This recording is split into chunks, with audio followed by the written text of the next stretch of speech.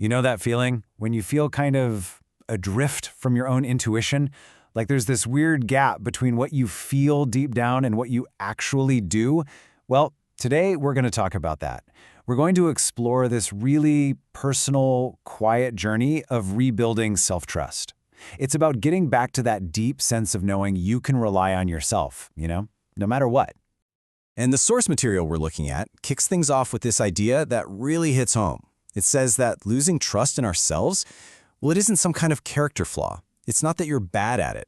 It's actually a wound, something that happened to you, a consequence of experiences that over time just chipped away at that inner foundation. So just think about that for a second. Have you ever had that experience? You feel something so strongly in your gut, but then you talk yourself out of it. Or maybe you find yourself looking to other people for permission almost to feel what you're already feeling, right?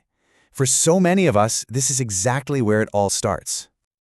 Okay, so let's get into it. Before we can even think about rebuilding, we've got to understand how the foundation cracked to begin with, right? It's like trying to fix a wall without knowing why it crumbled. So how does this wound of self-doubt even form? A lot of the time, it starts with these really powerful messages from the outside world that basically take apart our inner compass. Think about it. When the people or situations around you are constantly telling you that your inner world is wrong, that what you need is an inconvenience, that what you feel doesn't make sense, or that what you see isn't really happening, you can't help but start to believe it. You start to internalize that message. And that last point is a huge one.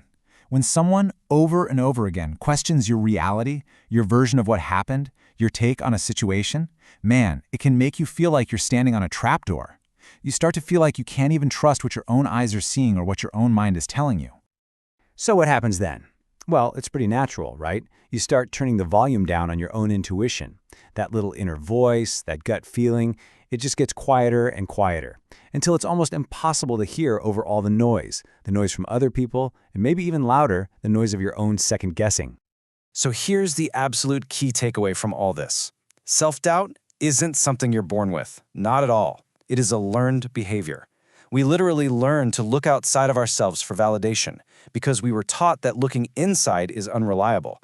And that constant search for, am I doing this right? That becomes this exhausting habit of just constantly criticizing ourselves. Okay, so if that's how the whole thing gets broken, how in the world do we start to heal? Well, here's the thing. If we're going to rebuild trust, we have to be super clear on what we're actually trying to build. And honestly, it might not be what you think it is.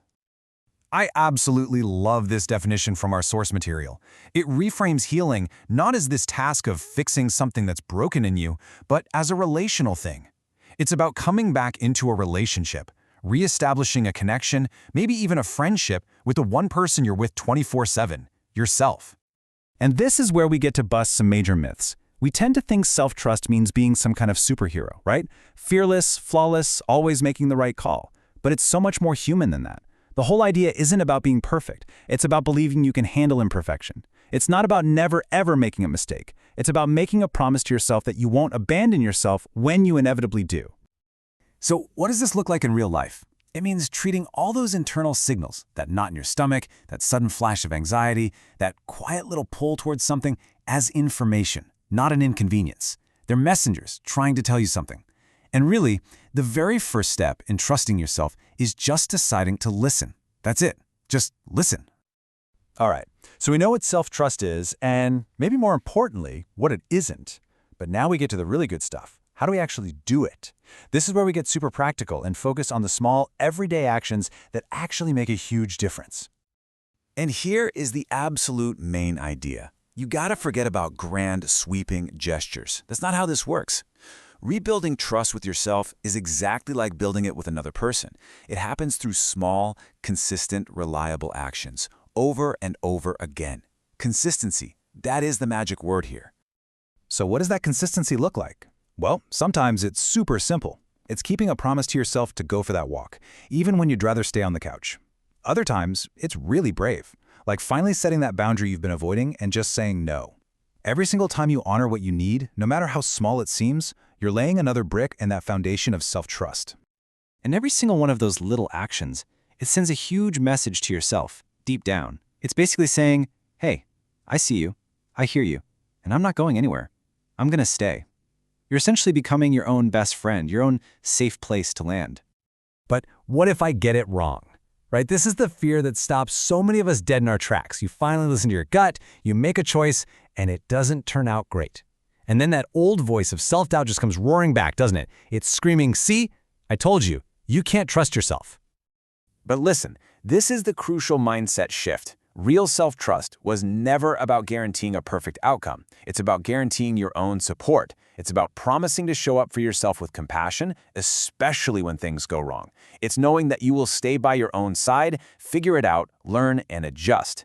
That's the real promise you're making to yourself.